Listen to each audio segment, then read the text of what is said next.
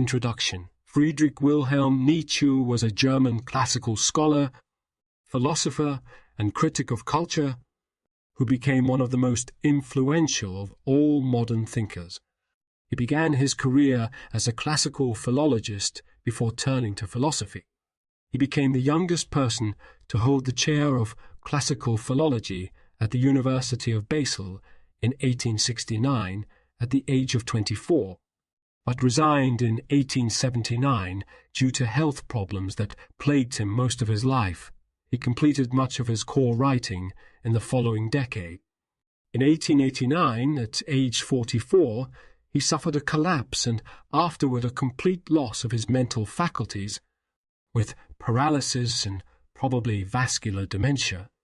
He lived his remaining years in the care of his mother until her death in 1897, and then with his sister Elizabeth Forster, Nietzsche. Nietzsche died in 1900 after experiencing pneumonia and multiple strokes. Nietzsche's work spans philosophical polemics, poetry, cultural criticism, and fiction, while displaying a fondness for aphorism and irony. Prominent elements of his philosophy include his radical critique of truth in favor of perspectivism, a genealogical critique of religion and Christian morality, and a related theory of master-slave morality, the aesthetic affirmation of life in response to both the death of God and the profound crisis of nihilism, the notion of Apollonian and Dionysian forces, and a characterization of the human subject as the expression of competing wills, collectively understood as the will to power. He also developed influential concepts such as the Übermensch and his doctrine of eternal return. In his later work, he became increasingly preoccupied with the creative powers of the individual to overcome cultural and moral mores in pursuit of new values and aesthetic health.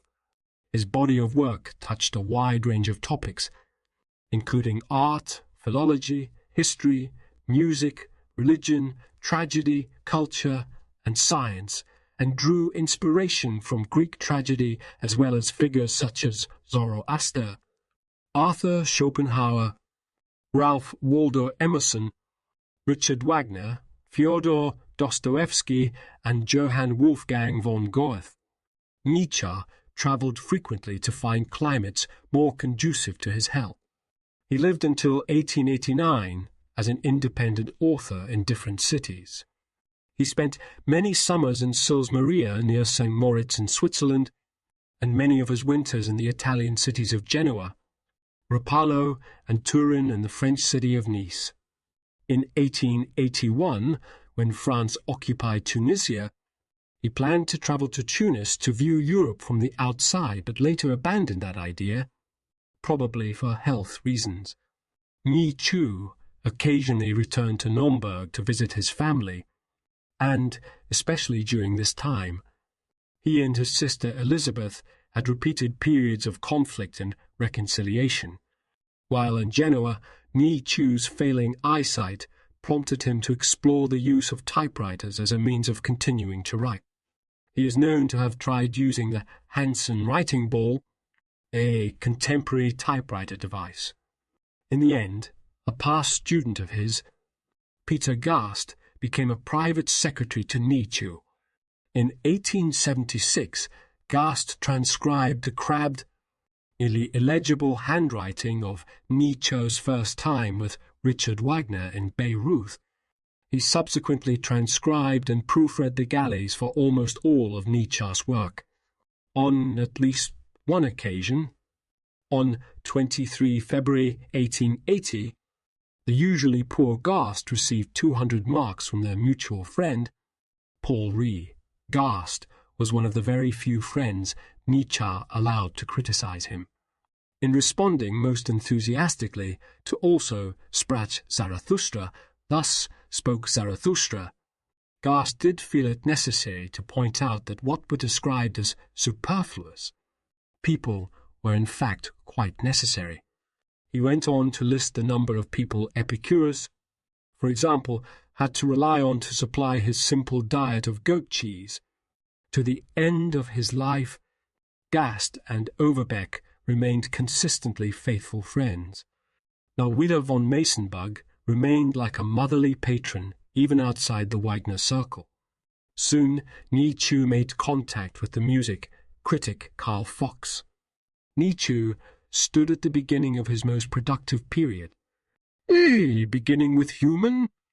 All Too Human in 1878, Nietzsche published one book or major section of a book each year until 1888. His last year of writing, that year, he completed 5.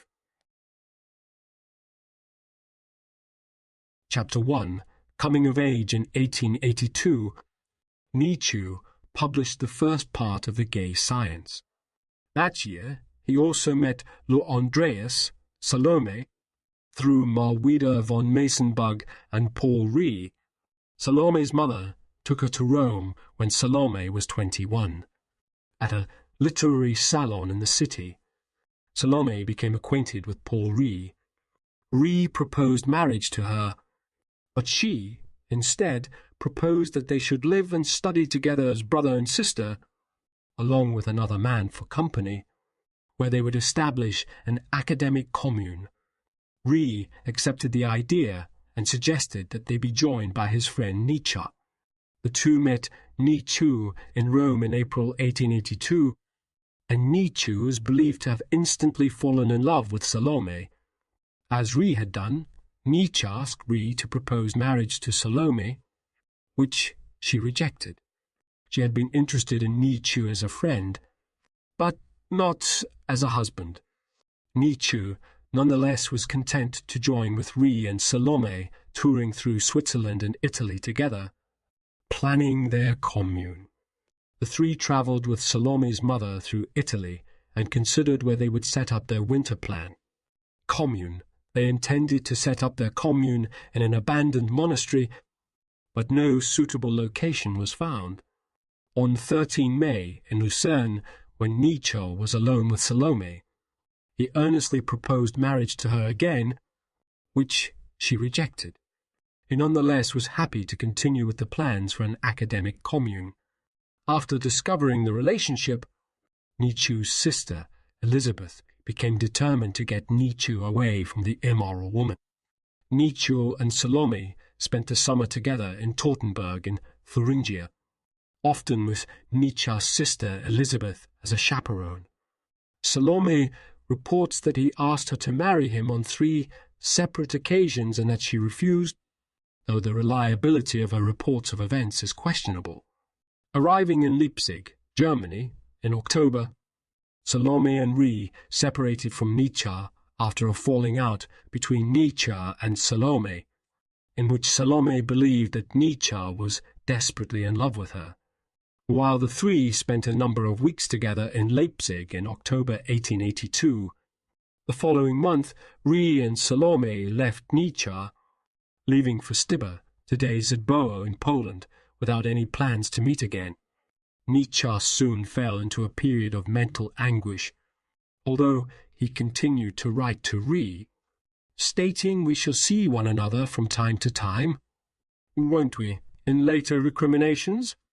Nietzsche would blame on separate occasions the failure in his attempts to woo Salome on Salome, Rie, and on the intrigues of his sister, who had written letters to the families of Salome and Rie to disrupt the plans for the commune. Nietzsche wrote of the affair in 1883 that he now felt genuine hatred for my sister.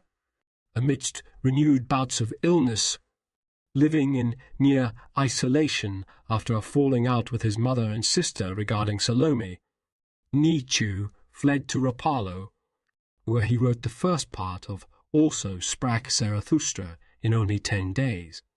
By 1882, Nietzsche was taking huge doses of opium and continued to have trouble sleeping.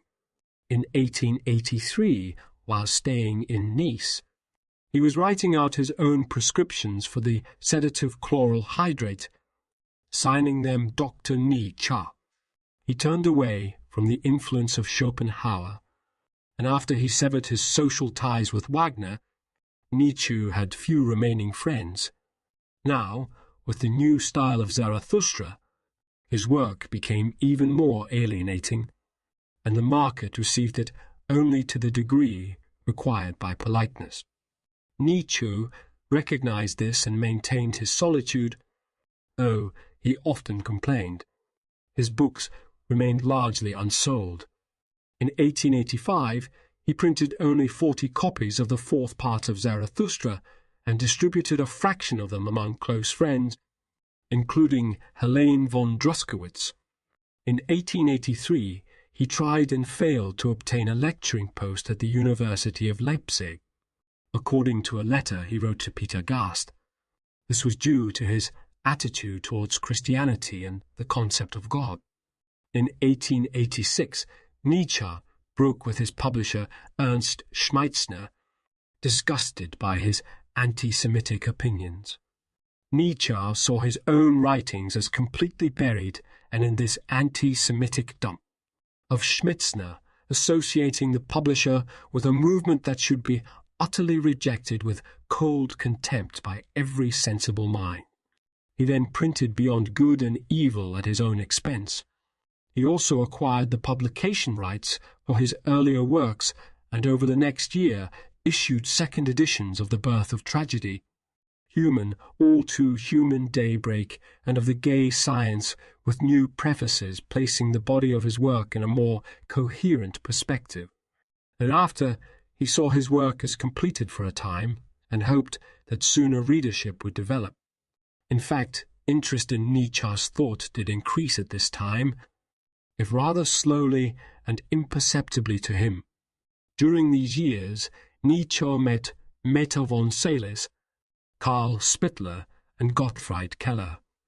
In 1886, his sister Elizabeth married the anti-Semite Bernhard Forster and travelled to Paraguay to found Nueva Germania, a Germanic colony. Through correspondence, Nietzsche's relationship with Elizabeth continued through cycles of conflict and reconciliation, but they met again only after his collapse. He continued to have frequent and painful attacks of illness, which made prolonged work impossible. In 1887, Nietzsche wrote the polemic on the genealogy of morality. During the same year, he encountered the work of Fyodor Dostoevsky, to whom he felt an immediate kinship. He also exchanged letters with Hippolyte Taine and George Brandes. Brandes, who had started to teach the philosophy of Soren Kierkegaard in the 1870s, wrote to Nietzsche asking him to read Kierkegaard, to which Nietzsche replied that he would come to Copenhagen and read Kierkegaard with him. However, before fulfilling this promise, Nietzsche slipped too far into illness. At the beginning of 1888, Brandes delivered in Copenhagen one of the first lectures on Nietzsche's philosophy. Although Nietzsche had previously announced at the end of On the Genealogy of Morality, a new work with the title The Will to Power, attempt at a revaluation of all values, he seems to have abandoned this idea and, instead, used some of the draft passages to compose Twilight of the Idols and the Antichrist in 1888. His health improved and he spent the summer in high spirits. In the autumn of 1888, his writings and letters began to reveal a higher estimation of his own status and fate. He overestimated the increasing response to his writings.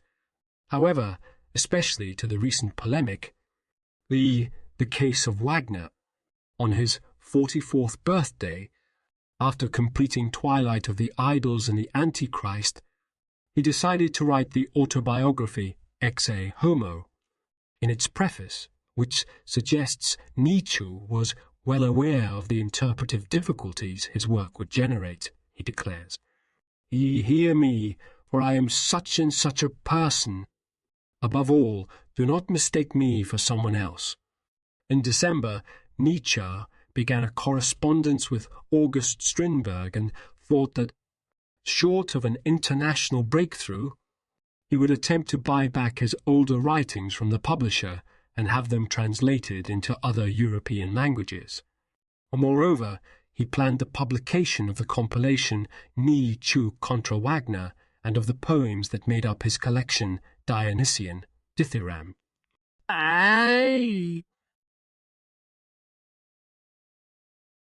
Chapter 2. Philosophy of Friedrich Nietzsche. Because of Nietzsche's evocative style and provocative ideas, his philosophy generates passionate reactions. His works remain controversial due to varying interpretations and misinterpretations. In Western philosophy, Nietzsche's writings have been described as a case of free revolutionary thought, that is, revolutionary in its structure and problems, although not tied to any revolutionary project. His writings have also been described as a revolutionary project in which his philosophy serves as the foundation of a European cultural rebirth. Apollonian and Dionysian. The Apollonian and Dionysian is a twofold philosophical concept based on two figures in ancient Greek mythology, Apollo and Dionysus. This relationship takes the form of a dialectic. Even though the concept is related to the birth of tragedy, the poet Hölderlin had already spoken of it, and Winckelmann had talked of Bacchus. Nietzsche found in classical Athenian tragedy an art form that transcended the pessimism found in the so-called wisdom of Silenus. The Greek spectators, by looking into the abyss of human suffering depicted by characters on stage, passionately and joyously affirmed life, finding it worth living. The main theme in the birth of tragedy is that the fusion of Dionysian and Apollonian constribi forms dramatic arts or tragedies.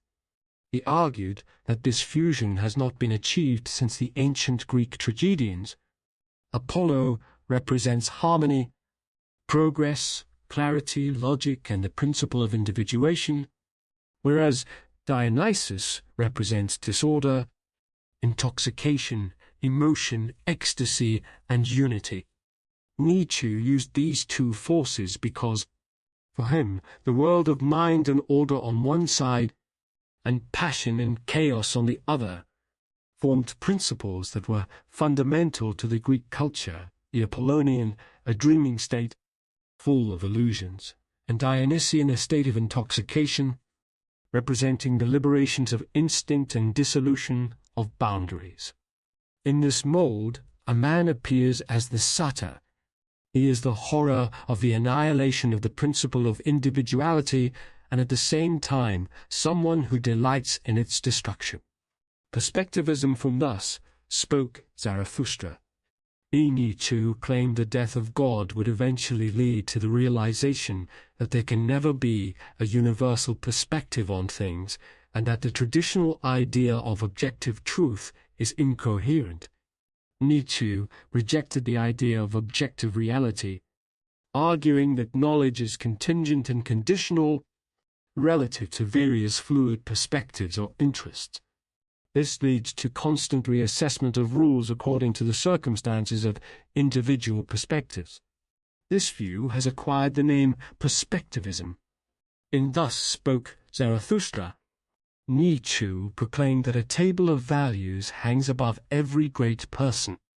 He pointed out that what is common among different peoples is the act of esteeming, of creating values, even if the values are different from one person to the next. Nietzsche asserted that what made people great was not the content of their beliefs, but the act of valuing. Thus, the values a community strives to articulate are not as important as the collective will to see those values come to pass. The willingness is more essential than the merit of the goal itself, according to Nietzsche. 1,000 goals have there been so far, says Zarathustra, for there are 1,000 peoples. Only the yoke for the 1,000 necks is still lacking. The one goal is lacking. Humanity still has no goal. Hence, the title of the aphorism, On the 1,001 Goal. The idea that one value system is no more worthy than the next, although it may not be directly ascribed to Nietzsche, has become a common premise in modern social science. Max Weber and Martin Heidegger absorbed it and made it their own. It shaped their philosophical and cultural endeavors, as well as their political understanding. Weber, for example, relied on Nietzsche's perspectivism by maintaining that objectivity is still possible, but only after a particular perspective, value, or end has been established. As to slave morality and Beyond Good and Evil and on the genealogy of morality, Nietzsche's genealogical account of the development of modern moral systems occupies a central place. For Nietzsche, a fundamental shift took place during the human history from thinking in terms of good and bad toward good and evil. The initial form of morality was set by a warrior aristocracy and other ruling castes of ancient civilizations. Aristocratic values of good and bad coincided with and reflected their relationship to lower castes such as slaves. Nietzsche presented this master morality as the original system of morality, perhaps best associated with Homeric Greece. To be good was to be happy and to have the things related to happiness, wealth, strength, health, power, etc.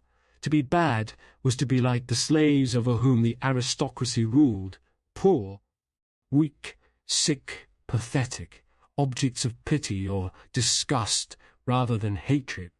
Slave morality developed as a reaction to master morality. A value emerges from the contrast between good and evil, good being associated with otherworldliness, charity, piety, restraint, meekness, and submission, while evil is worldly, cruel, selfish, wealthy, and aggressive. Nietzsche saw slave morality as pessimistic and fearful, its values emerging to improve the self-perception of slaves. He associated slave morality with the Jewish and Christian traditions, as it is born out of the resentment of slaves. Nietzsche argued that the idea of equality allowed slaves to overcome their own conditions without despising themselves.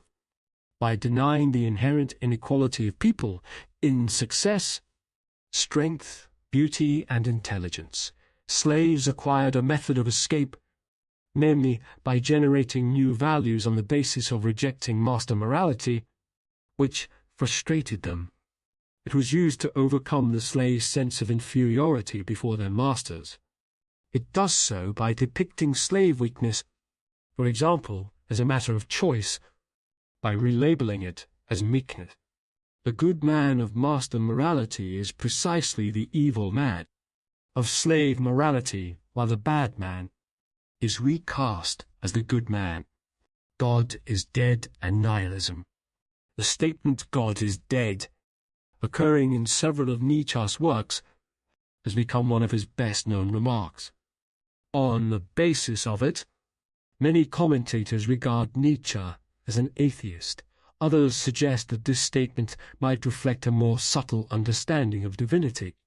Scientific developments and the increasing secularization of Europe had effectively killed the Abrahamic God, who had served as the basis for meaning and value in the West for more than 1,000 years. The death of God may lead beyond bare perspectivism to outright nihilism, the belief that nothing has any inherent importance and that life lacks purpose. While Nietzsche rejected the traditional Christian morality and theology, he also rejected the nihilism which many thought was the only alternative to it. Nietzsche believed that Christian moral doctrine was originally constructed to counteract nihilism. It provides people with traditional beliefs about the moral values of good and evil, belief in God, and a framework with which one might claim to have objective knowledge. In constructing a world where objective knowledge is supposed to be possible, Christianity is an antidote to a primal form of nihilism, the despair of meaninglessness. As Heidegger put the problem, if God is the suprasensory ground and goal of all reality is dead, if the suprasensory world of the ideas has suffered the loss of its obligatory and above it, it's vitalizing, and above it, it's vitalizing and upbuilding power, and nothing more remains to which man can cling and by which he can orient himself. One such reaction to the loss of meaning is what Nietzsche called passive nihilism, which he recognized in the pessimistic philosophy of Schopenhauer. Schopenhauer's doctrine, which Nietzsche also referred to as Western Buddhism, advocates separating oneself from will and desires to reduce suffering. Nietzsche characterized this ascetic attitude as a will to nothingness. Life turns away from itself as there is nothing of value to be found in the world. This moving away of all value in the world is characteristic of the nihilist, although in this the nihilist appears to be inconsistent. This will to nothingness is still a form of willing. Nihilist is a man who judges that the real world ought not to be, and that the world as it ought to do not exist. According to this view, our existence has no meaning. This in vain is the nihilist's pathos, an inconsistency on the part of the nihilist. Will to power, basic element in Nietzsche's philosophical outlook, is the will to power, which he maintains provides a basis for understanding human behavior, more so than competing explanations, such as the ones based on pressure for adaptation or survival. As such, according to Nietzsche, the drive for conservation appears as the major motivator of human or animal behavior only in exceptions, as the general condition of life is not one of a struggle for existence. More often than not, self-conservation is a consequence of a creature's will to exert its strength on the outside world.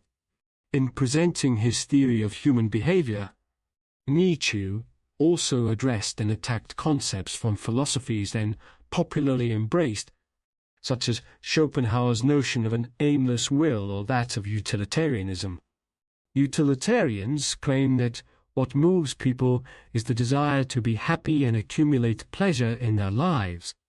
But such a conception of happiness Nietzsche rejected as something limited to, and characteristic of, the bourgeois lifestyle of the English society, and instead put forth the idea that happiness is not an aim per se. It is a consequence of overcoming hurdles to one's actions and the fulfillment of the will. Related to his theory of the will to power is his speculation, which he did not deem final, regarding the reality of the physical world, including inorganic matter, that, like man's affections and impulses, the material world is also set by the dynamics of a form of the will to power. At the core of his theory is a rejection of atomism, the idea that matter is composed of stable, indivisible units. Instead, he seemed to have accepted the conclusions of Ruder Boskovic, who explained the qualities of matter as a result of an interplay of forces. One study of Nietzsche defines his fully developed concept of the will to power as the element from which derive both the quantitative difference of related forces and the quality that devolves into each force in this relation, revealing the will to power as the principle of the synthesis of forces. Of such forces, Nietzsche said they could perhaps be viewed as a primitive form of the will. Likewise, he rejected the view that the movement of bodies is ruled by inexorable laws of nature, positing instead that movement was governed by the power relations between bodies and forces. Eternal return. Eternal return is a hypothetical concept that posits that the universe has been recurring and will continue to recur for an infinite number of times across infinite time or space. It is a purely physical concept involving no supernatural reincarnation, but the return of beings in the same bodies. Nietzsche first proposed the idea of eternal return in a parable in section 341 of The Gay Science, and also in the chapter of the Vision and the Riddle. In Thus Spoke Zarathustra, among other places. Nietzsche considered it as potentially horrifying and paralyzing, and said that its burden is the heaviest weight imaginable. The wish for the eternal return of all events would mark the ultimate affirmation of life, a reaction to Schopenhauer's praise of denying the will to live, to comprehend eternal recurrence, and to not only come to peace with it, but to embrace it, requires amor fati, love of fate, as Heidegger pointed out in his lectures on Nietzsche. Nietzsche's first mention of eternal recurrence presents this concept as a hypothetical question rather than stating it as fact. According to Heidegger, it is the burden imposed by the question of eternal recurrence, the mere possibility of it, and the reality of speculating on that possibility, which is so significant in modern thought. The way Nietzsche here patterns the first communication of the thought of the greatest burden makes it clear that this thought of thoughts is at the same time the most burdensome thought, Übermensch or Superman. Another concept important to understanding Nietzsche is the Übermensch. Writing about nihilism and also Sprach Zarathustra, Nietzsche introduced an Übermensch. According to Lawrence Lampert, the death of God must be followed by a long twilight of piety and nihilism. Zarathustra's gift of the Overman is given to mankind not aware of the problem to which the Overman is the solution. Zarathustra presents the Übermensch as the creator of new values, and he appears as a solution to the problem of the death of God and nihilism. The Übermensch does not follow the morality of common people, since that favors mediocrity, but rises above the notion of good and evil and above the herd. In this way, Zarathustra proclaims his ultimate goal as the journey towards the state of the Übermensch. He wants a kind of spiritual evolution of self-awareness and overcoming of traditional views on morality and justice that stem from the superstitious beliefs still deeply rooted or related to the notion of God and Christianity. From thus spoke Zarathustra, teach you the Übermensch. Man is something that shall be overcome. What have you done to overcome him? All beings so far have created something beyond themselves, and you want to be the ebb of that great tide, and would rather go back to the beast than overcome man. What is the ape to man? A laughing stock or a painful embarrassment. And just the same shall man be to the Übermensch, a laughing stock or a painful embarrassment. You have made your way from worm to man, and much within you is still worm. Once you were apes, and even yet man is more than any ape.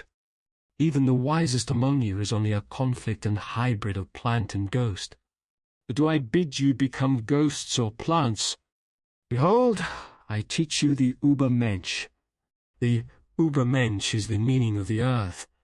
Let your will say, the Übermensch shall be the meaning of the earth. Man is a rope stretched between the animal and the Übermensch, a rope over an abyss. What is great in man is that he is a bridge, and man is that he is a bridge and not a goal. What is lovable in man is that he is an overgoing and a going under. The Nazis attempted to incorporate the concept into their ideology by means of taking Nietzsche's figurative form of speech and creating a literal superiority over other ethnicities. After his death, Elizabeth Forster, Nietzsche became the curator and editor of her brother's manuscripts.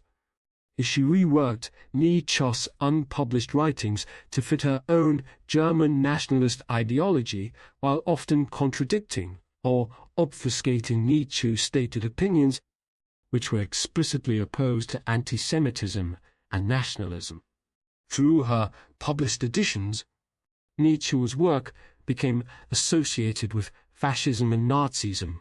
20th century scholars contested this interpretation of his work, and corrected editions of his writings were soon made available. Although Nietzsche has been misrepresented as a predecessor to Nazism, he criticized anti-Semitism, pan-Germanism, and, to a lesser extent, nationalism. Thus, he broke with his editor in 1886 because of his opposition to his editor's anti-Semitic stances and his rupture with Richard Wagner, expressed in the case of Wagner-Nietzsche contra Wagner, both of which he wrote in 1888, had much to do with Wagner's endorsement of pan-Germanism and anti-Semitism, and also of his rallying to Christianity. In a 29 March 1887 letter to Theodor Frisch, Nietzsche mocked anti-Semites. Frisch, Eugen Düring, Wagner, Ebrard, Warmund, and the leading advocate of pan-Germanism, Paul de la Garde, who would become, along with Wagner and Houston Chamberlain, the main official influences of Nazism. This 1887 letter to Frisch ended by, and finally, "How do you think I feel when the name Zarathustra is mouthed by anti-Semites?" In contrast to these examples, Nietzsche's close friend Franz Overbeck recalled in his memoirs, when he speaks frankly, the opinions he expresses about Jews go, in their severity, beyond any anti-Semitism. The foundation of his anti-Christianity is essentially anti-Semitic critique of mass culture. Friedrich Nietzsche held a pessimistic view of modern society and culture. He believed that the press and mass culture led to conformity and brought about mediocrity, and that the lack of intellectual progress was leading to the decline of the human species. In his opinion, some people would be able to become superior individuals through the use of willpower. By rising above mass culture, those persons would produce higher, brighter, and healthier human beings.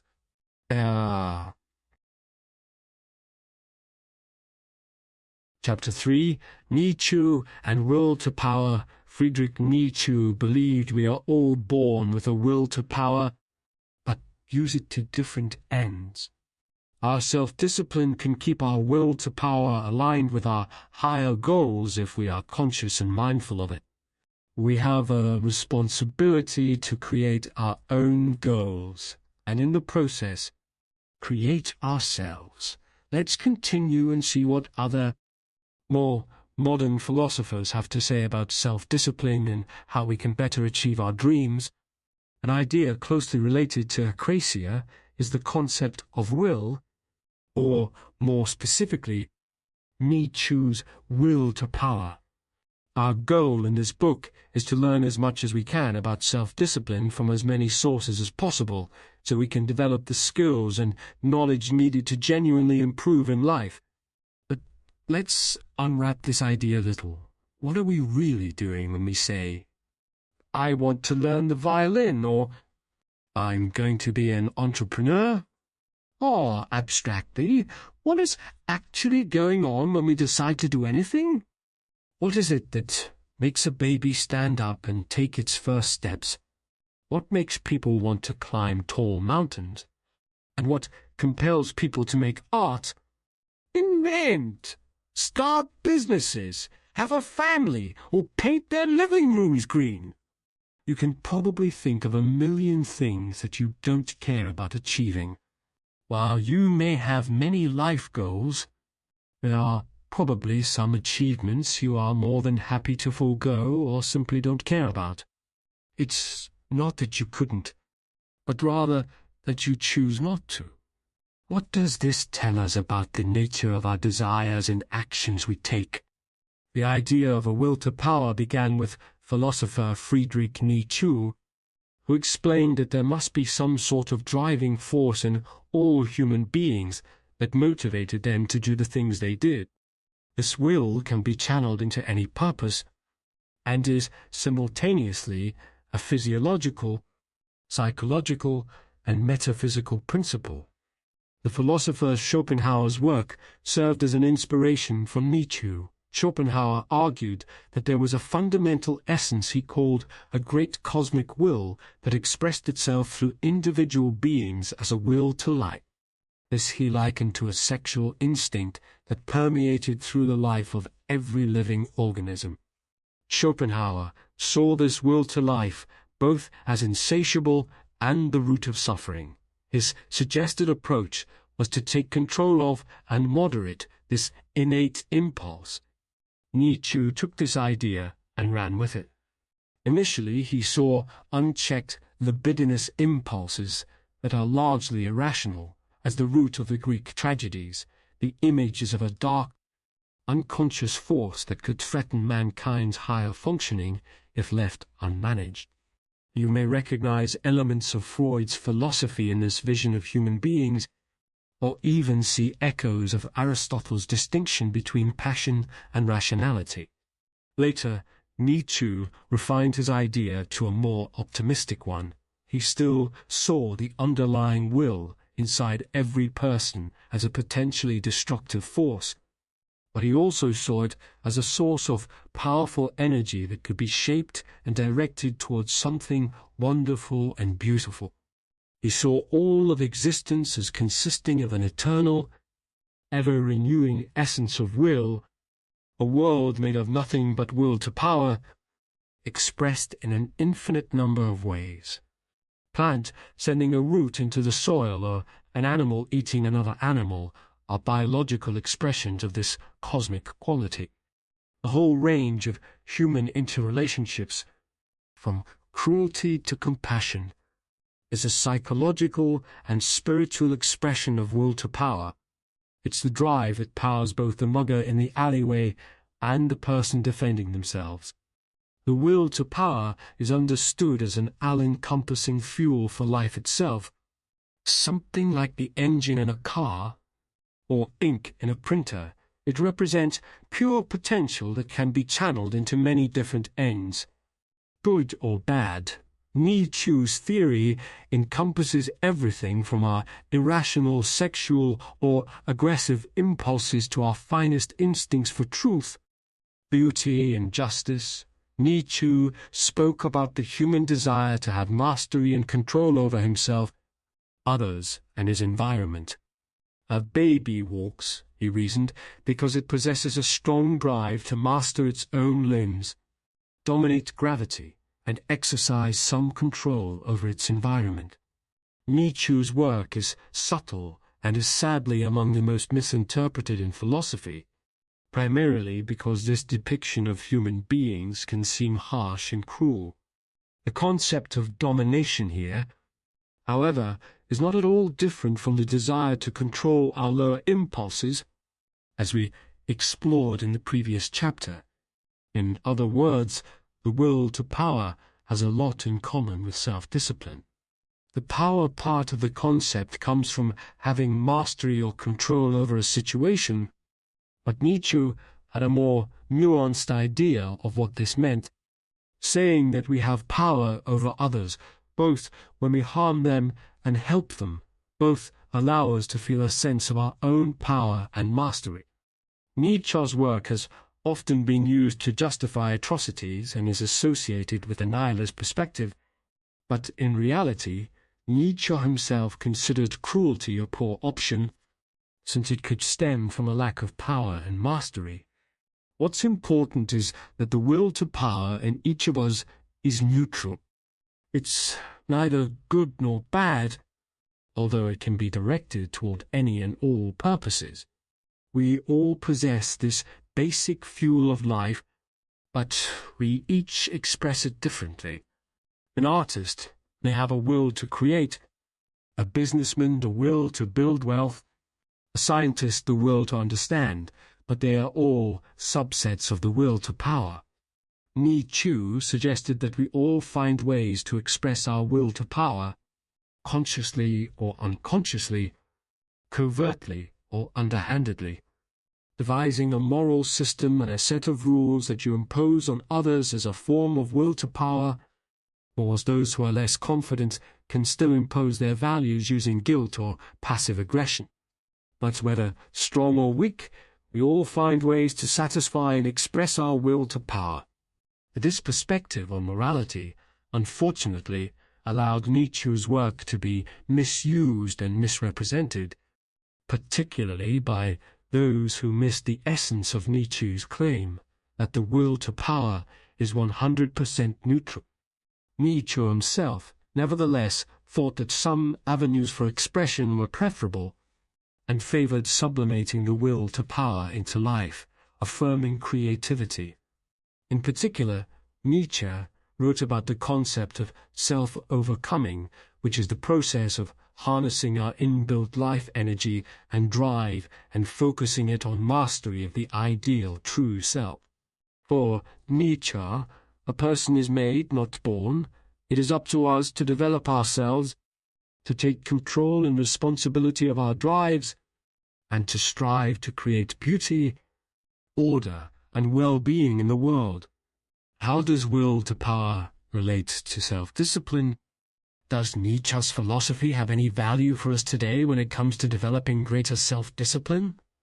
Let's return to the analogy of an engine in a car, or ink in a printer. The engine and the ink are both what enable and power the function of either the car or the printer. Without it, neither can do their job. It's the same with our will to power. We can imagine ourselves as invigorated and energized with a powerful but undirected inner force. This force belongs to every person as well as every living organism on our planet. But where the car drives and what the printer prints is not set in stone.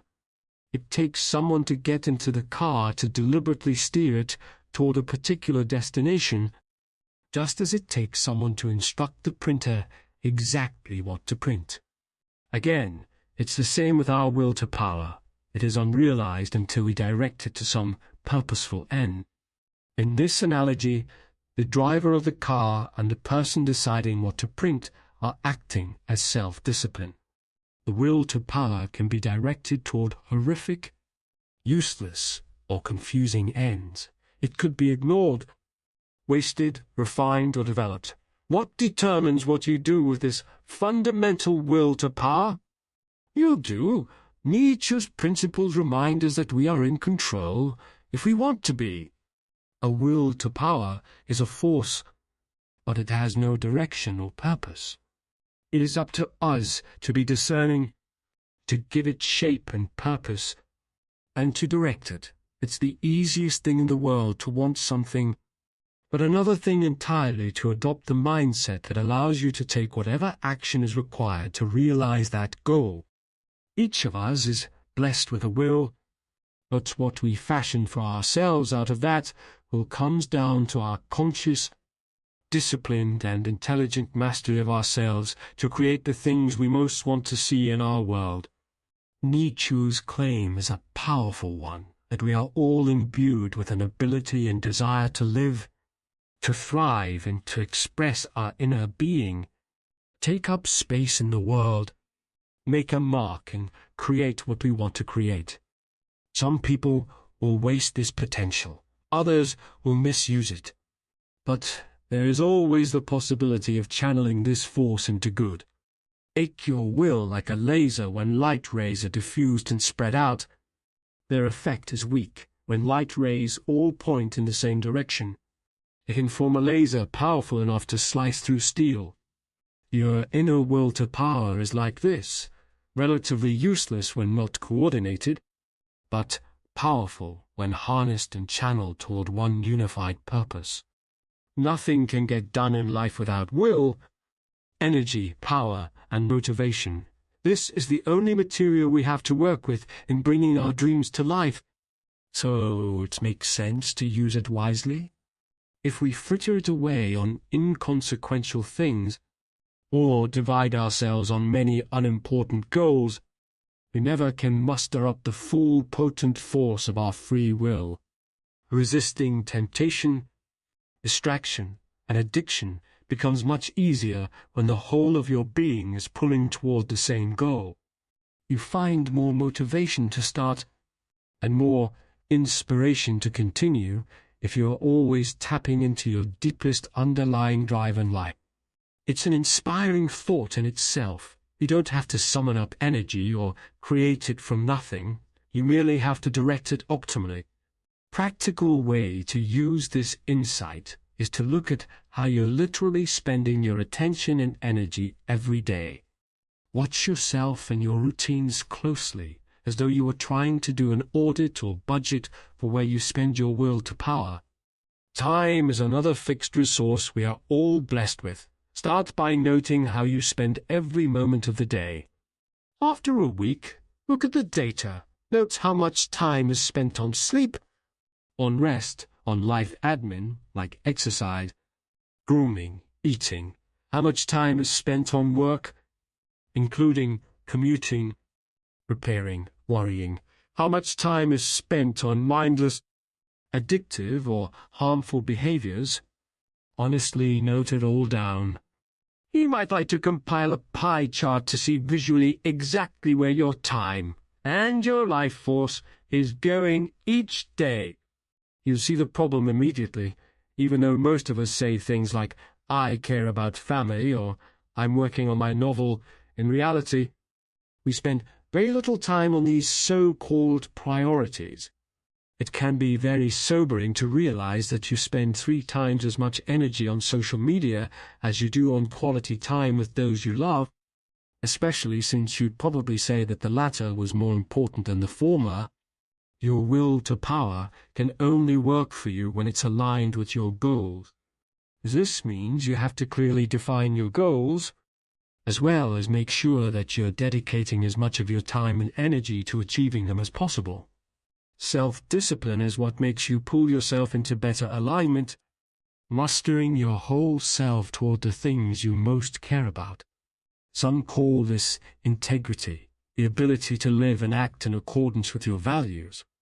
You don't need a perfect mission statement written in stone. In fact, you may need to regularly revisit your motivations, priorities, values, interests, abilities, desires, goals, and aspirations. But it all comes down to the same thing. You have one life. What are you going to use it for? Are you going to squander your potential, or make every last drop of it work toward the things you most want to achieve in this life? Control your desires mindfully. Are you in control of your desires? Or are your desires in control of you?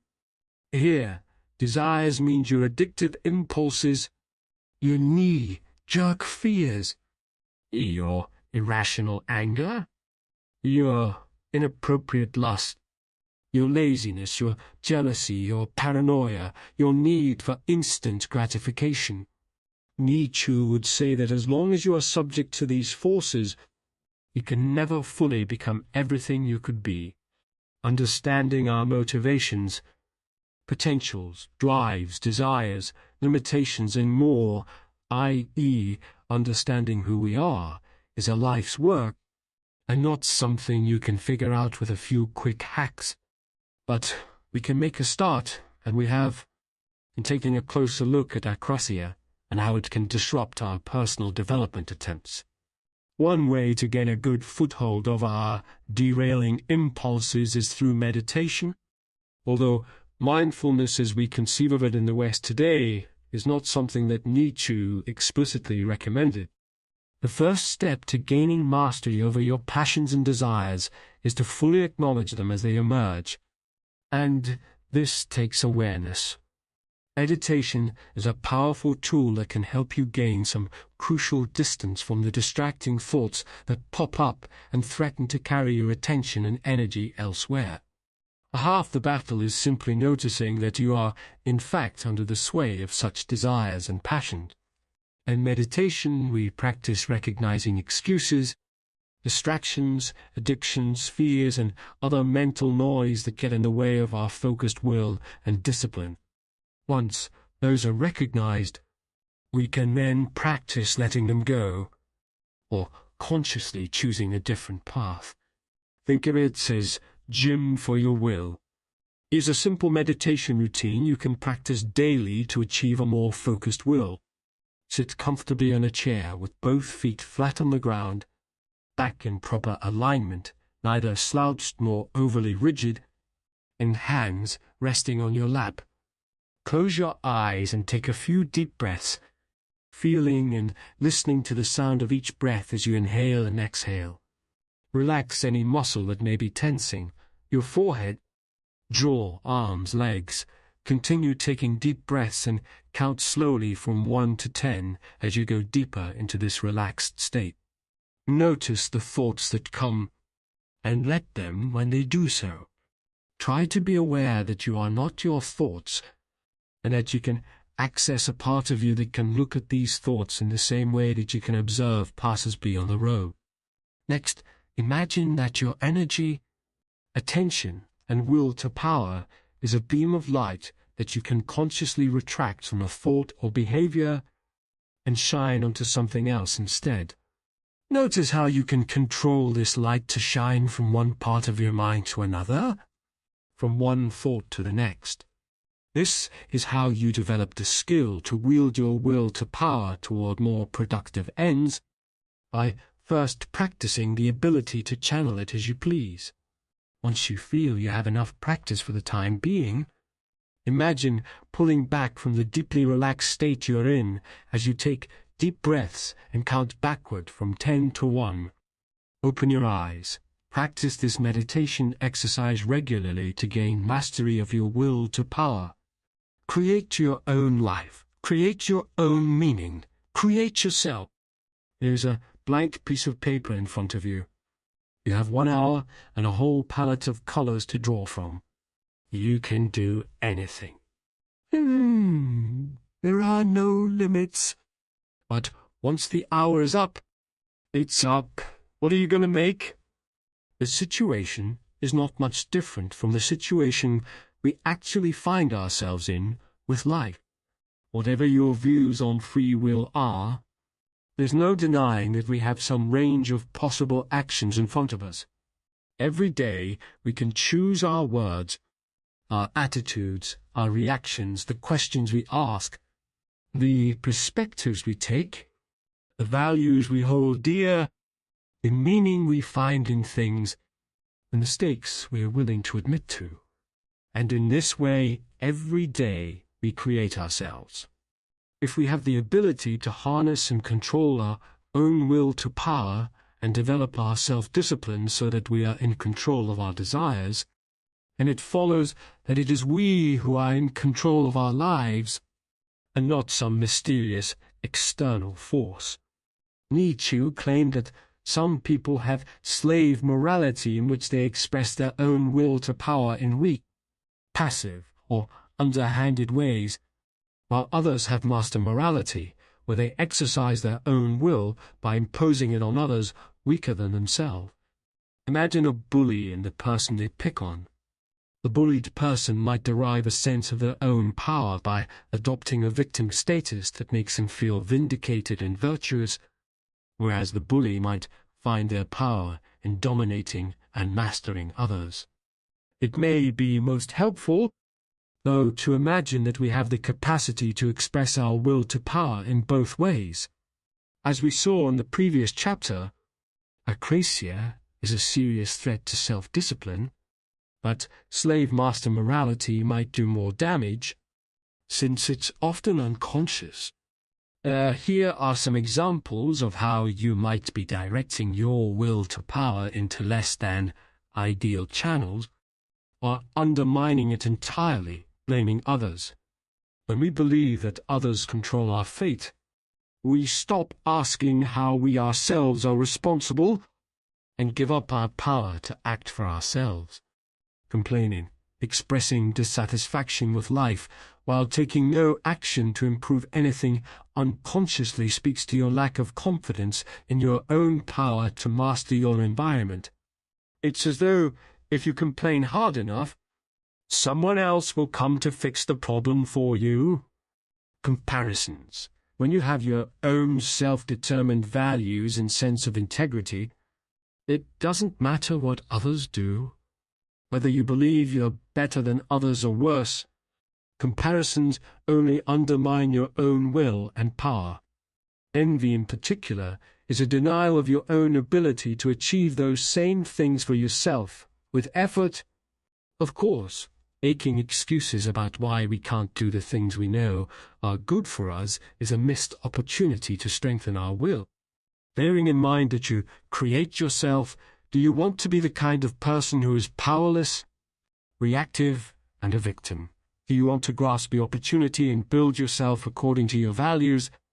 Or do you want to drift about with life, bouncing off other people's wills and passively accepting what happens to you? You can always take responsibility for yourself and own your choices, both good and bad. Many people say they don't have time to work toward goals. They may see others succeeding and make some justification about why they couldn't do the same. They blame a bad childhood, the government, their star sign, life in general. But all of this is just a distraction. As long as you fail to use your will to power, the page in front of you remains blank, your values unacknowledged, and your goals unmet.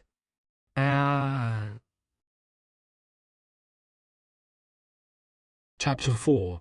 Nietzsche and Stoicism. Long before the first psychiatrists and psychologists began to make their models of human suffering, the ancient Stoics had a fully developed understanding of the human condition and a philosophy of living they believed to be the most balanced and rational. And the fact that so many modern people still find solace and strength in these ancient principles is a testament to how useful they really are.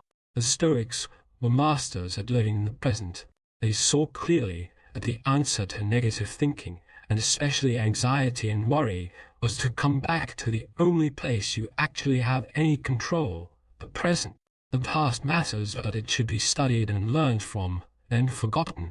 The future also matters, but we should not obsess uselessly over it. Instead, we should use what we have right now to make plans to prepare for the worst and set in motion projects that will serve us best. Beyond that, the future too should be forgotten. After all, it will arrive in due course one way or another.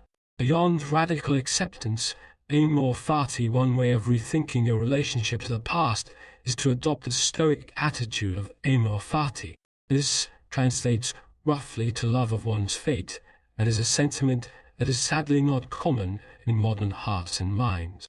With this attitude, one does not merely tolerate one's fate, but embraces it, loves it, whatever happens in life, and that includes all the painful, confusing, and difficult parts, is welcomed and appreciated as something beautiful and, in its way, necessary. In his book, Enchiridion, Epictetus advises us, do not seek for things to happen the way you want them to. Rather, wish that what happens happens the way it happens. Then you will be happy. In other words, learn to want what is, and you cease to fight against anything. He tells us in a later work, The Art of Living, that prudent people look beyond the incident itself and seek to form the habit of putting it to good use. In his famous work Meditations, the much-loved Stoic philosopher Marcus Aurelius says, "The universe, whatever is consonant with you, is consonant with me. If something is timely for you, it's neither too early nor too late for me. Nature, everything is fruit to me that your seasons bring. Everything comes from you. Everything is contained in you. Everything returns to you." Can you feel the enormous sense of relief in that passage? These philosophers suggest that we quietly bear our misfortunes and be strong, but they are taking it somewhat further. Our misfortunes, with the attitude of amor fati, are in fact not things to bear and endure and tolerate, but things to embrace. If reality itself has seen fit to make certain things occur, who are you to argue? In fact, why should you do anything other than be glad that events have unfolded in the way they have? This way of thinking takes some time to digest, since it is so radically different from the typical sense of regret, dissatisfaction, and resistance most of us are taught to eliminate when it comes to our lives. Though the original principles came from Stoic philosophers like Seneca and Aurelius, it was also the philosopher Friedrich Nietzsche who revived the theme in his book Ecce Homo, saying, "My formula for greatness in a human being is amor fati. That one wants nothing to be different, not forward, not backward, not in all eternity, not merely bear what is necessary, still less conceal it. All idealism is mendacity in the face of what is necessary." but love it. This is a profound paradigm shift. What do you think your life would be like if you genuinely wanted nothing to be different and embraced every event, past, present, and future, as something marvelous? This sentiment goes beyond accepting what is, and the Buddhist philosophers would certainly understand this point. It is about being decidedly enamored with all the shapes and contours of one's own life. Nietzsche continues in his book, The Gay Science, I want to learn more and more to see as beautiful what is necessary in things. Then I shall be one of those who makes things beautiful. Amor fati, let that be my love henceforth. I do not want to wage war against what is ugly. I do not want to accuse. I do not even want to accuse those who accuse. Looking away shall be my only negation. And all in all and on the whole, some day I wish to be only a yes-sayer. Here, Nietzsche hints at the enormous potential that the amor fati attitude can bring about. If we not only accept and love what is our fate, we give ourselves the opportunity to find, create, or amplify any possible beauty, meaning, and power in those events. We can transfigure and transform them. We go from being reactive strugglers against reality, always saying no to those who have gratitude, curiosity and positivity built into everything they do, so that there is nothing that they cannot say yes to. If all of this sounds overly abstract, don't worry. There are very simple ways to cultivate amor fati in your own life, right now, but find the event as objectively as possible. Remember that a thing is only good or bad because of the perspective you're taking on it. What is a tragedy for one is a blessing for another, and completely neutral for a third. Try to look at events without the veil of your own resistance, judgment, or opinion spread on top of it. To do this, write down an account of the event in the plainest, most neutral terms you can imagine, as if you were an uninvolved third party watching from afar. Do not put any interpretations, emotions, or opinions into the mix. When you read this back to yourself, you will see how much more manageable it is. Friedrich Nietzsche teaches us about perspective. Nietzsche was a philosopher who knew how much ego stood in the way of understanding, and he made liberal use of teasing, criticism, and humor to poke holes in the prevailing yet unexamined ideologies of the time. Rather than being a nihilist, Nietzsche was instead keenly aware of the fact that every person inhabits a particularly conditioned perspective, informed by where they're born, when, how they're educated, who their parents are and what their culture teaches them. Unaware of their impact, we are slaves to these influences, but if we become aware of our circumstances, we give ourselves choice. We master ourselves and the world at large, and become the creators of our experience rather than at its mercy. Nietzsche believed that one way to get outside of these perspectives was to liberally try on as many as possible and genuinely see the world through other people's lenses. Nietzsche said, there is only a perspective seeing, only a perspective knowing, and the more effects we allow to speak about one thing, the more eyes, different eyes we can use to observe one thing, the more complete will our concept of this thing, our objectivity be. Thus, all there is in the world for us as human beings are different subjective perspectives of that world.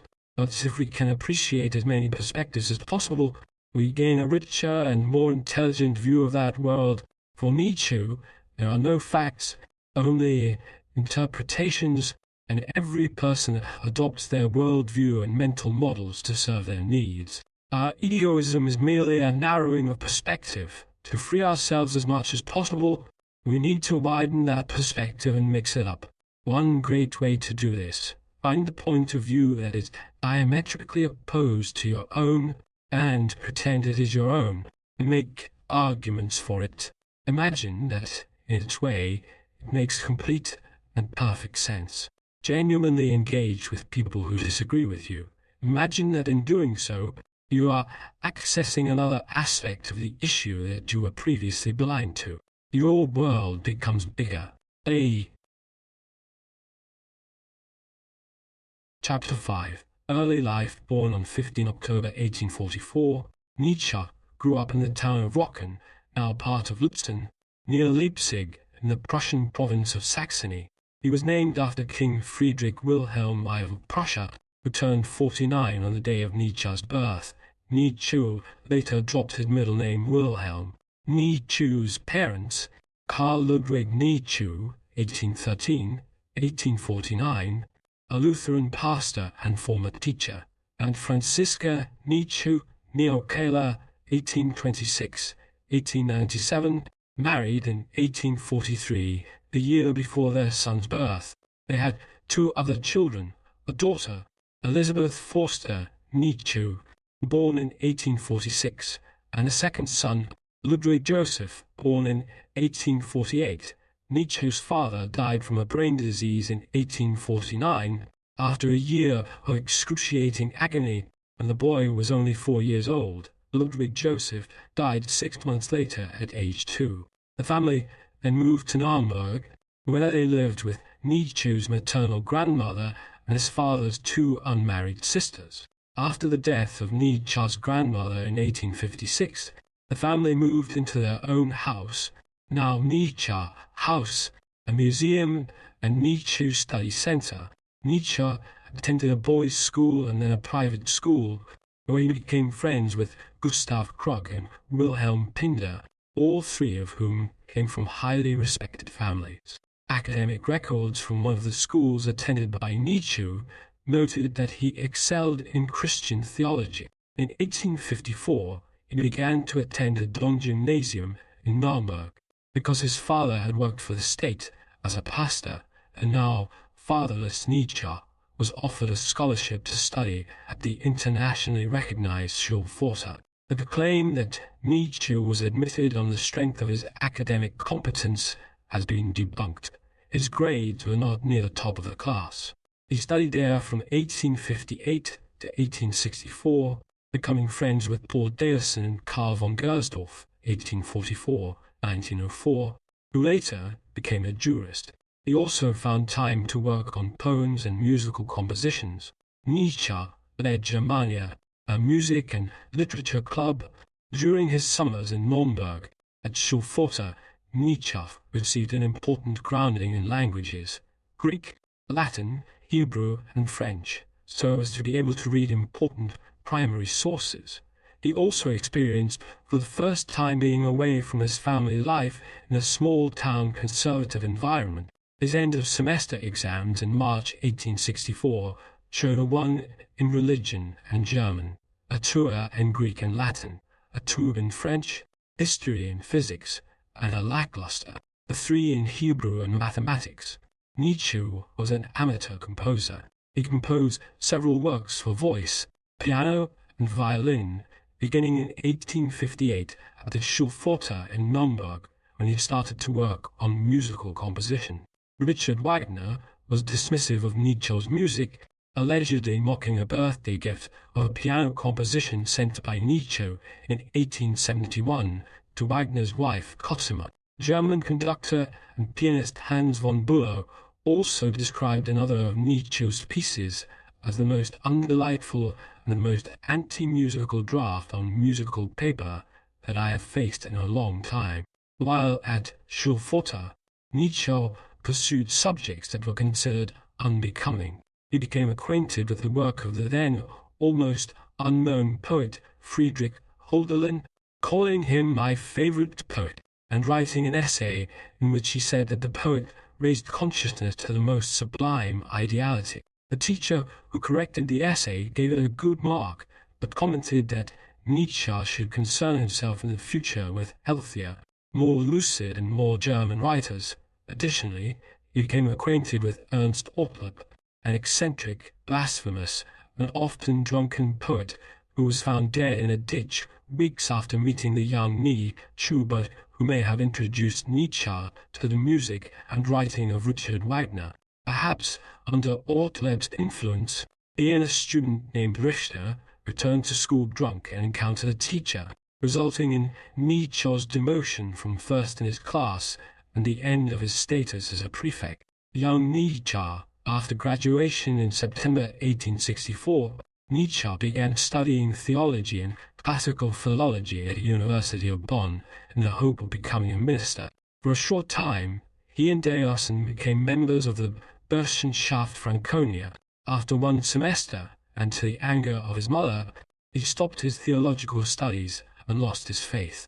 As early as his 1862 essay Fate and History, Nietzsche had argued that historical research had discredited the central teachings of Christianity, but David Strauss's Life of Jesus also seems to have had a profound effect on the young man. In addition, Ludwig Feuerbach's The Essence of Christianity influenced young Nietzsche with its argument that people created God and not the other way around. In June 1865, at the age of 20, Nietzsche wrote to his sister Elizabeth, who was deeply religious, a letter regarding his loss of faith. This letter contains the following statement: "Hence the ways of men part. If you wish to strive for peace of soul and pleasure, then believe. If you wish to be a devotee of truth, then inquire." Arthur Schopenhauer strongly influenced Nietzsche's philosophical thought. Nietzsche subsequently concentrated on studying philology under Professor Friedrich Wilhelm Ritschl, whom he followed to the University of Leipzig in 1865. And there he became close friends with his fellow student Erwin Rodd. Nietzsche's first philological publications appeared soon after. In 1865, Nietzsche thoroughly studied the work Arthur Schopenhauer. He owed the awakening of his philosophical interest to reading Schopenhauer's The World as Will and Representation, and later admitted that Schopenhauer was one of the few thinkers whom he respected, dedicating the essay Schopenhauer as Educator in the Untimely Meditations to him. In 1866, he read Friedrich Albert Lange's History of Materialism, Lange's descriptions of Kant's anti-materialistic philosophy, the rise of European materialism, Europe's increased concern with science, Charles Darwin's theory of evolution, and the general rebellion against tradition and authority intrigued Nietzsche greatly.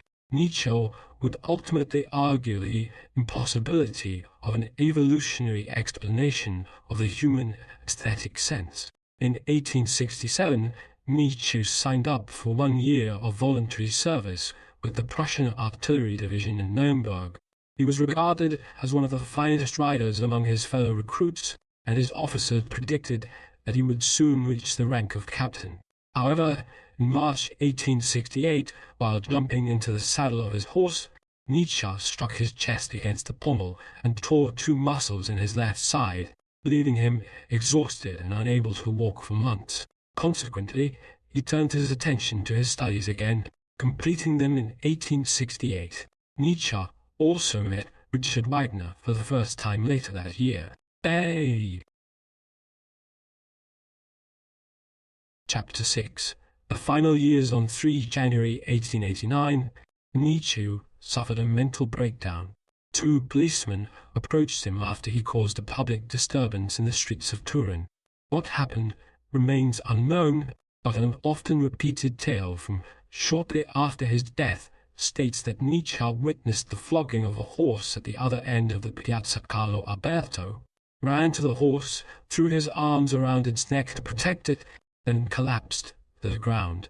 In the following few days, Nietzsche sent short writings, known as the One Zettel or One Briefe, literally delusion note, or letters, to a number of friends, including Cosima Wagner and Jacob Burckhardt. Most of them were signed Dionysus, though some were also signed a Gekruzified, meaning crucified one. To his former colleague Burckhardt, Nietzsche wrote, "I've had Caiaphas put in fetters. Also, last year I was crucified by the German doctors in a very drawn-out manner.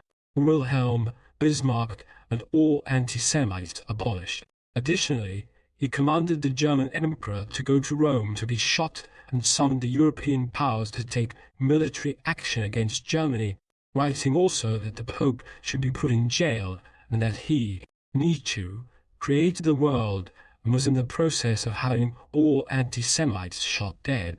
Nietzsche, in care of his sister, 1899, on 6 January 1889, Burckhardt showed the letter he had received from Nietzsche to Overbeck. The following day, Overbeck received a similar letter and decided that Nietzsche's friends had to bring him back to Basel. Overbeck travelled to Turin and brought Nietzsche to a psychiatric clinic in Basel. By that time, Nietzsche appeared fully in the grip of a serious mental illness, and his mother, Franziska, decided to transfer him to a clinic in Jena under the direction of Otto Binswanger. In January 1889, he proceeded with the planned release of Twilight of the Idols, by that time already printed and bound. From November 1889 to February 1890, the art historian Julius Langbehn attempted to cure Nietzsche, claiming that the methods of the medical doctors were ineffective in treating Nietzsche's condition. Langbehn assumed progressively greater control of Nietzsche until his secretiveness discredited him. In March 1890, Franziska removed Nietzsche from the clinic and, in May 1890, brought him to her home in Nürnberg. During this process, Overbeck and Gast contemplated what to do with Nietzsche's unpublished works. In February, they ordered a 50-copy private edition of Nietzsche contra Wagner, but the publisher C. G. Norman secretly printed 100. Overbeck and Gast decided to withhold publishing the Antichrist and Ecce Homo because of their more radical content. Nietzsche's reception and recognition enjoyed their first surge. In 1893, Nietzsche's sister Elizabeth returned from Nueva Germania in Paraguay following the suicide of her husband. She studied Nietzsche's works and, piece by piece, took control of their publication. Overbeck was dismissed and Gast finally cooperated. After the death of Franziska in 1897, Nietzsche lived in Weimar, where Elizabeth cared for him and allowed visitors, including Rudolf Steiner, who in 1895 had written Friedrich Nietzsche, a fighter against his time, one of the first books praising Nietzsche, to meet her uncommunicative brother. Elizabeth employed Steiner as a tutor to help her to understand her brother's philosophy. Steiner abandoned the attempt after only a few months, declaring that it was impossible to teach her anything about philosophy. After the breakdown, Peter Gast corrected Nietzsche's writings without his approval. Nietzsche's insanity was originally diagnosed as tertiary syphilis, in accordance with the prevailing medical paradigm of the time. Although most commentators regard his breakdown as unrelated to his philosophy, Georges Bataille dropped dark hints: man incarnate must also go mad, and René Girard's post-mortem psychoanalysis posits a worshipful rivalry with Richard Wagner. Nietzsche had previously written, "All superior men who are irresistibly drawn to throw off the yoke of any kind of morality and to frame new laws had, if they were not actually mad, no alternative but to make themselves or pretend to be mad." Daybreak 14. The diagnosis of syphilis has since been challenged in a diagnosis of manic depressive illness with periodic psychosis followed by vascular dementia, was put forward by Sybil Scar prior to Shane's study. Leonard Sachs suggested the slow growth of a right-sided retroorbital meningioma as an explanation of Nietzsche's dementia. Orth and Trimble postulated frontotemporal dementia, while other researchers have proposed a hereditary stroke disorder called CADASIL, poisoning by mercury. A treatment for syphilis at the time of Nietzsche's death has also been suggested. In 1898 and 1899, Nietzsche suffered at least 2 strokes. They partially paralyzed him, leaving him unable to speak or walk. He likely suffered from clinical hemiparesis, hemiplegia on the left side of his body by 1899. After contracting pneumonia in mid-August 1900, he had another stroke during the night of 24-25 August and died at about noon on 25 August. Elizabeth had him buried beside his father at the church in Wacken near Lutzen. His friend and secretary Gast gave his funeral oration, proclaiming, "Holy be your name to all future generations." Nietzsche's grave at Wacken in Germany. Elizabeth Forster. Nietzsche compiled The Will to Power from Nietzsche's unpublished notebooks and published it posthumously in 1901, because his sister arranged a book based on her own conflation of several of Nietzsche's early outlines and took liberties with the material. The scholarly consensus has been that it does not reflect Nietzsche's intent. For example, Elizabeth removed aphorism 35 of the Antichrist, where Nietzsche rewrote a passage of the Bible. Indeed, Mazzino Montanari, the editor of Nietzsche's Nachlass, called it a forgery. Yet, the endeavor to rescue Nietzsche's reputation by discrediting the will to power often leads to skepticism about the value of his late notes, even of his whole Nachlass. However, his Nachlass and the will to power are distinct. After his death, Nietzsche's sister, Elizabeth, became the curator and editor of his manuscripts. She edited his unpublished writings to fit her German ultranationalist ideology, often contradicting or obfuscating Nietzsche's stated opinions, which were explicitly opposed to anti-Semitism and nationalism. Through her published editions, Nietzsche's work became associated with fascism and Nazism. 20th-century scholars such as Walter Kaufmann, R.J. Hollingdale, and Georges Bataille defended Nietzsche against this interpretation, and corrected editions of his writings were soon made available. Nietzsche's thought enjoyed renewed popularity in the 1960s, and his ideas have since had a profound impact on 20th and early 21st century thinkers across philosophy, especially in schools of continental philosophy such as existentialism, postmodernism, and post-structuralism, as well as art, literature, music, poetry, politics, and popular culture.